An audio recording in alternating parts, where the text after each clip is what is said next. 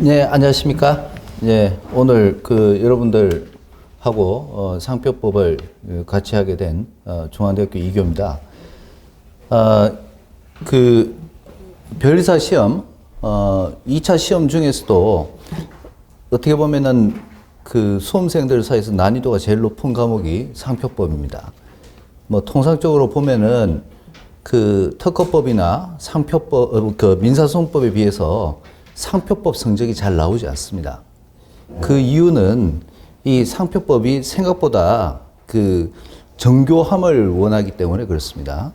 그래서 첫 번째 출발 시점부터 보통 특허법이나 민사소송법의 경우에는 문제의 소재 이렇게 해서 출발을 하죠. 쟁점 뭐 이런 식으로.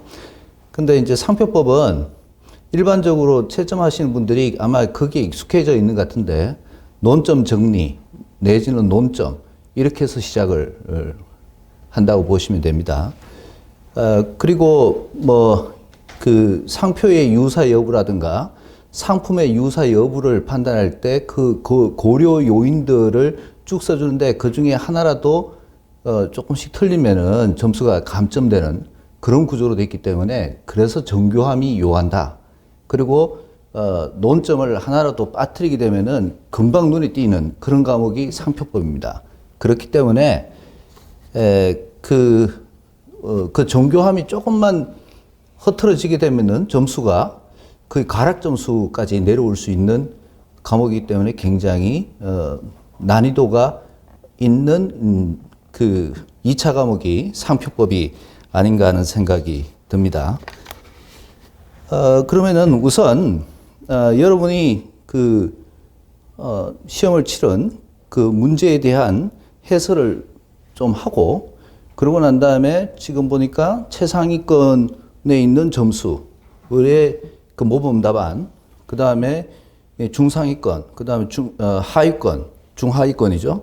그래서 그 다음 최하, 이렇게 4단계로 4개의 답안이 있는데 그것을 직접 보여드리면서 어떤 부분이 빠졌는지를 설명하면서 오늘 강의를 시작하도록 하겠습니다. 자, 1문. 구태 문제는 읽지 않겠습니다.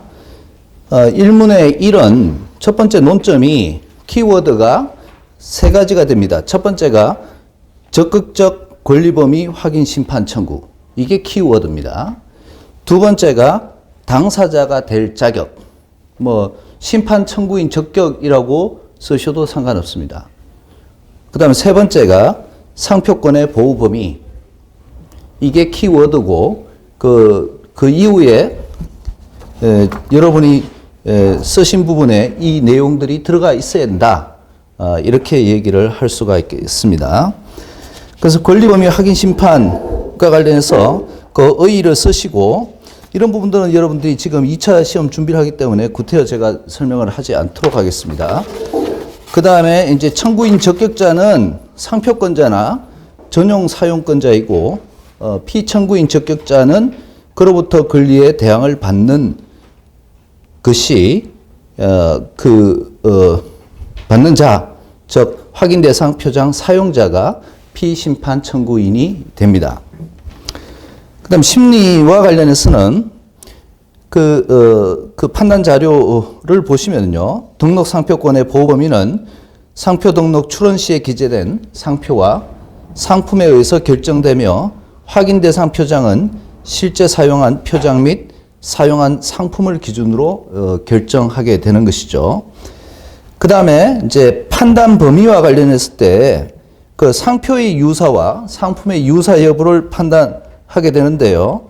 상표의 유사 여부는 너무나도 잘 알고 있는 외관 호칭 관념을 객관적으로, 이격적으로, 그 다음에 전체적으로 관찰해서 지정 상품의 거래에서 일반 수요자들이 상표에 대해서 느끼는 직관적 인식을 기준으로 상품의 출처에 관하여 오인 혼동을 일으키게 할 우려가 있는지에 따라서 판단한다.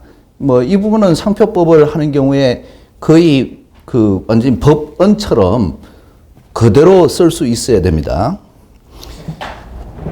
그 다음에 그 판단에 있어서 자타 상품을 구별할 수 있겠는 식별력의 유무와 강약이 주요한 고려 요소가 된다 할 것인데, 상표의 식별력은 상표가 가지고 있는 관념, 상품과의 관계, 당해 상품이 거래되는 시장의 성질, 거래 실태 및 거래 방법, 상품의 속성, 소유자의 구성, 상표 사용의 정도 등에 따라 달라질 수 있는 상대적인 유동적인 것이므로, 이는 상표의 유사 여부와 동일한 시점을 기준으로 그 유무와 강약을 판단해야 한다. 이것도 키워드로 그대로 알고 계셔야 되는 부분입니다. 그래서 이 그 기준 시점은 신결시를 기준으로 해서 판단해야 되는 것이죠.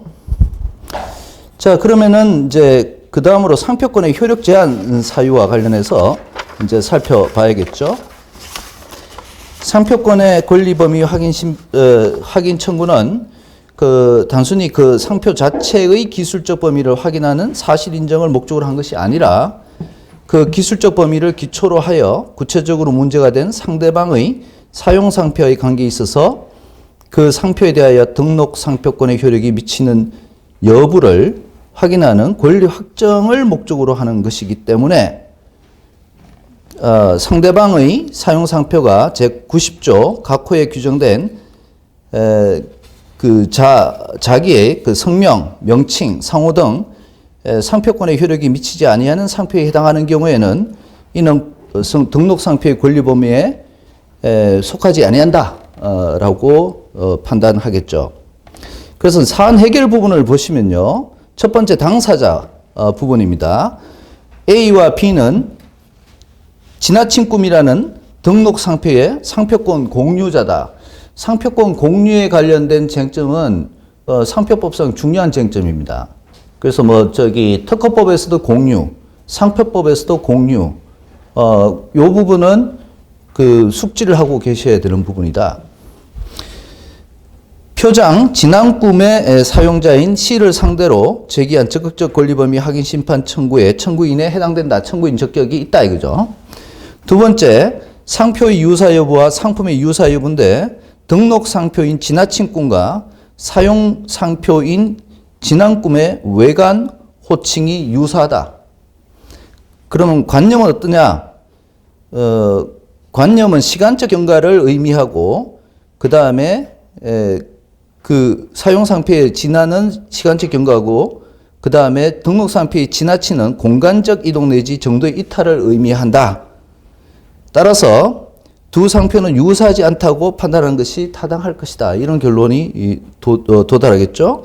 그 다음에 상품의 유사 여부와 관련해서는요, 등록 상표의 지정 상품과 사용 표장의 상품이 문구용품으로서 동일하다.